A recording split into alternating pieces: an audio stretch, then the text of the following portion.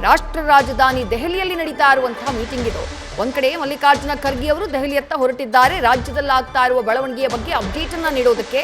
ಆದರೆ ಇದೆಲ್ಲದರ ಮಧ್ಯೆ ಜೂನಿಯರ್ ಖರ್ಗೆ ಪ್ರಿಯಾಂಕ್ ಖರ್ಗೆ ರಾಹುಲ್ ಗಾಂಧಿ ಅವರ ಜೊತೆ 1-to-1 ಮಾತುಕತೆಯನ್ನ ನಡೆಸುತ್ತಿದ್ದಾರೆ. ಪ್ರಸಕ್ತ ವಿದ್ಯಮಾನಗಳ ಬಗ್ಗೆ ರಾಹುಲ್ ಗಾಂಧಿ ಪ್ರಿಯಾಂಕ್ ಖರ್ಗೆ ಜೊತೆ ಚರ್ಚೆ ಮಾಡ್ತಿದ್ದಾರೆ.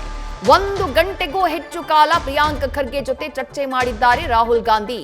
ಅತ್ಯಾಪ್ತ ಶ್ರೀವತ್ಸ ಜೊತೆಗೂ ಕೂಡ ಚರ್ಚೆಯನ್ನ ನಡೆಸಿದ್ದಾರೆ. ದೆಹಲಿಯಲ್ಲಿ ಭೇಟಿಯಾಗಿರುವುದು ಸೋನಿಯಾ ಗಾಂಧಿಯವರ ನಿವಾಸದಲ್ಲಿ.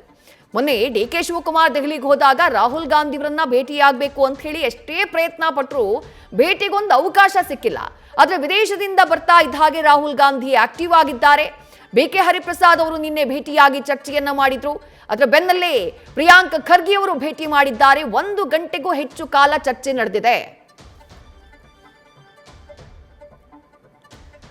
ಮತ್ತಷ್ಟು ಡೀಟೇಲ್ಸ್ ನಮ್ಮ ಪ್ರತಿನಿಧಿ ಹರೀಶ್ ನೀಡ್ತಾ ಹೋಗ್ತಾರೆ. ಹರೀಶ್, ಮಲ್ಲಿಕಾರ್ಜುನ ಖರ್ಗೆ ಅವರು ದೆಹಲಿಯತ್ತ ಪ್ರಯಾಣವನ್ನ ಬೆಳೆಸ್ತಿದ್ದಾರೆ. ಬಟ್ ಅದಕ್ಕೂ ಮೊದಲೇ ಪ್ರಿಯಾಂಕ್ ಖರ್ಗೆ ಅವರ ಜೊತೆ ರಾಹುಲ್ ಗಾಂಧಿ ಮಾತುಕತೆ ಯಾವ ಕಾರಣಕ್ಕಾಗಿ ಕುತೂಹಲವನ್ನ ಕೆರಳಿಸ್ತಾ ಇದೆಯಲ್ಲ ಈ ಆಲ್ ಆಫ್ ಸಡನ್ ಭೇಟಿ ಅಂತ ಹೇಳಿ?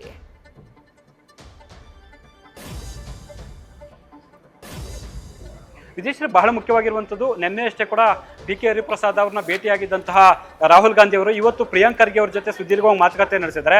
ರಾಜ್ಯ ರಾಜಕೀಯದಲ್ಲಿನ ಬೆಳವಣಿಗೆಗೆ ಸಂಬಂಧಪಟ್ಟಂಗೆ ಒಂದಷ್ಟು ಮಾಹಿತಿಗಳನ್ನ ಕೂಡ ಈಗ ರಾಹುಲ್ ಗಾಂಧಿ ಅವರು ಪಡೆದಿದ್ದಾರೆ ಅನ್ನುವಂಥ ಮಾಹಿತಿ ಕೂಡ ಕೇಳಿ ಬರ್ತಾ ಇರುವಂಥದ್ದು. ಸೊ ಬಹಳ ಪ್ರಮುಖವಾಗಿ RSS ವಿಚಾರಕ್ಕೆ ಸಂಬಂಧಪಟ್ಟಂಗೆ ಒಂದಷ್ಟು ಮಾಹಿತಿಗಳನ್ನ ಪಡೆದಿರುವಂತಹ ರಾಹುಲ್ ಗಾಂಧಿ ಅವರು ವೋಟ್ ಚೋರಿ ಕುರಿತು ಕೂಡ ಪ್ರಿಯಾಂಕ್ ಖರ್ಗೆ ಅವರಿಂದ ಒಂದಷ್ಟು ಮಾಹಿತಿ ಪಡೆದಿದ್ದಾರೆ.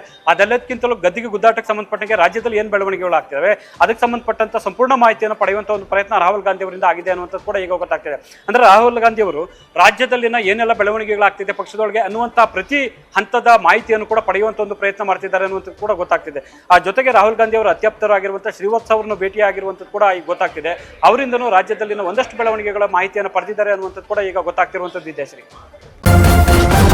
ನ್ಯೂಸ್ ಫಸ್ಟ್ ನಿರ್ಭೀತಿಯಿಂದ ನಿಮ್ಮ ಪರವಾಗಿ.